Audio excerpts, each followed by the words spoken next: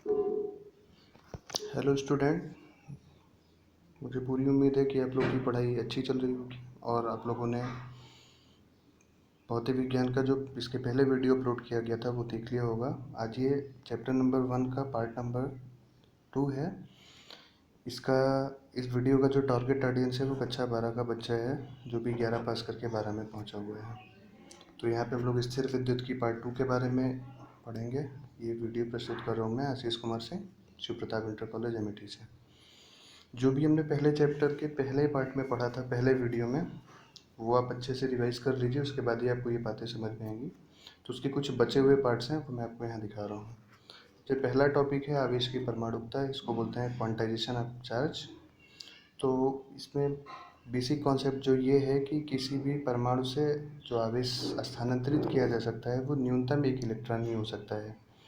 तो वह न्यूनतम मान जिसका आदान प्रदान प्रक्रियाओं में उपयोग किया जा सकता है उसी भौतिक राशि का क्वांटम कहलाता है, और ये जो पूरा प्रक्रिया है इसको क्वांटीकरण या क्वांटाइजेशन बोलते हैं। तो चूंकि आवेश का स्थानांतरण न्यूनतम 1 इलेक्ट्रॉन के रूप में होता है, तो 1 इलेक्ट्रॉन के आवेश को ही क्या बोला जाता है? न्यूनतम आवेश या मूल आवेश बोलते हैं। अगर किसी भी परमाणु पर इलेक्ट्रॉनों का स्थानांतरण किया जाए और स्थानांतरित होने वाले इलेक्ट्रॉनों की संख्या n हो, तो उस पर कुल आवेश कितना आएगा? Q बराबर n। अगर इलेक्ट्रॉन आते हैं तो ऋण आवेश होता है और इलेक्ट्रॉन जाते हैं तो वहाँ पे धन आवेश होता है। परमाणुओं के आवेशों की जो परमाणुकता है उसका जो मुख्य पार्ट है वो यही है कि किसी भी परमाणु पर आवेश जो होता है वो इलेक्ट्रॉनों के आवेश का सदैव पूर्ण गुणज होता है। वो उसका 1 गुना, 2 गुना, 3 गुना, 4 गुना ही हो सकता है। 1/2, 3/4, 5/6 इस तरह का मल्टीपल टाइम्स नहीं हो सकता है। नेक्स्ट बात आती है आवेश संरक्षण का सिद्धांत। आप लोगों ने पहले भी पढ़ा होगा, द्रव्यमान संरक्षण, संवेग संरक्षण। तो बिल्कुल वैसा ही है। विद्युत आवेश ना तो उत्पन्न होता है ना ही नष्ट होता है, बस इसे एक रूप से दूसरे रूप में स्थानांतरित किया जाता है। और पूरे ब्रह्मांड का जो आवेश है वो सदैव संरक्षित रहता है। ऐसा ही अपने द्रव्यमान संरक्षण का नियम भी पढ़ा है।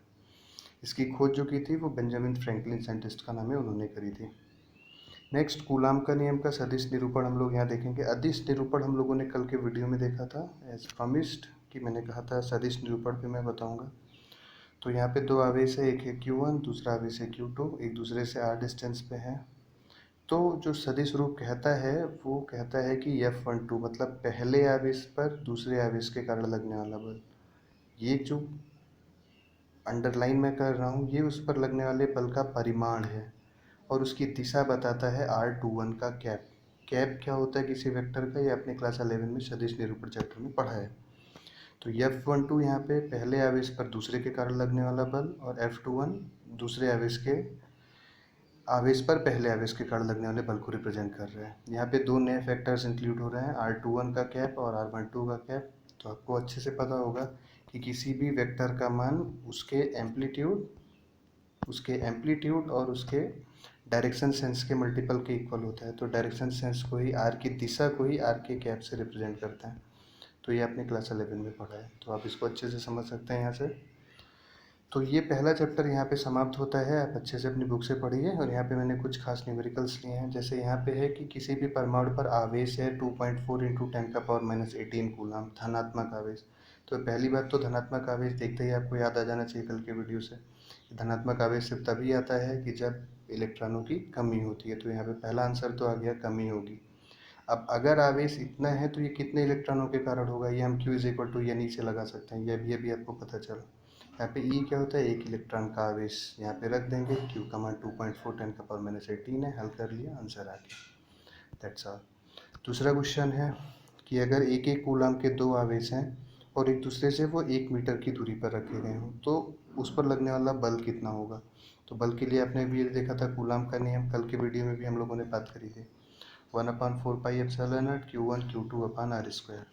और 1/4πε0 का मान कितना होता है? 9 × 10⁻9। रख के हल कर लेंगे अच्छे से। यहाँ पे आप देख सकते हैं पूरा वीडियो में पॉज करके आप समझ भी पाएंगे अच्छे से। यहाँ पे ये जो पॉइंट है इस पर आप थोड़ा सा इरेज करके यहाँ पे 9 × 10⁻9 सीधा रख सकते हैं। यहाँ पे ε0 की वैल्यू रखी गई है। आप पूरा वीडियो अच्छे से ध्यान से देखिए, और यहाँ पे आपके प्रैक्टिस के लिए कुछ क्वेश्चंस लिखे गए हैं, इसको प्रैक्टिस करिए। और निश्चित तौर पे प्रैक्टिस करने के बाद मुझे इन्फॉर्म करिए। आप फ़ोटो क्लिक करके भेज सकते हैं अगर आपको कोई समस्या होती है तो पहला चैप्टर विथ न्यूमेरिकल यहाँ पे समाप्त होता है। डेली आप लोगों को वीडियो 12 बजे से 1 बजे के बीच में अवेलेबल हो जाएगा डेली आज के बाद। तो आप पहले दोनों वीडियो को अच्छे से देखिए और कोई भी समस्या होती है तो नीचे दिए गए ये जो नंबर आपको दिख रहा है आपकी स्क्रीन पे, यहाँ पे आप कांटेक्ट कर सकते हैं। आप अपने क्वेश्चंस भेजिए, सॉल्यूशंस भेजिए, जो भी समस्या होती है आप यहाँ पे भेज के मदद पा सकते हैं। धन्यवाद।